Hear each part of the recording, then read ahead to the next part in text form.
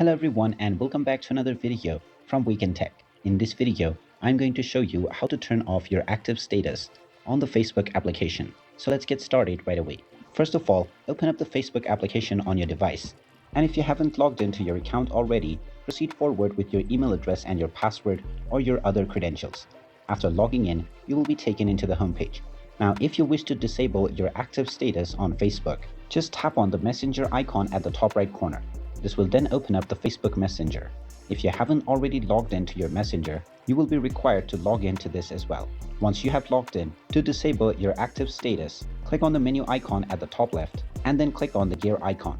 This will then take you into your settings page. From here, just scroll down and you will see active status underneath dark mode. Go ahead and click on it and simply tap on the toggle where it says show when you're active.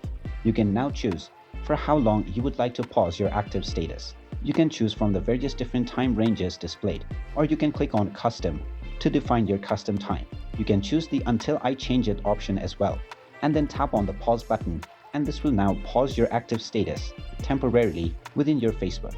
And there you have it. That is how easy it is to turn off active status on your Facebook account. If you find this video helpful, make sure you hit that like button and subscribe to our channel if you haven't done so already.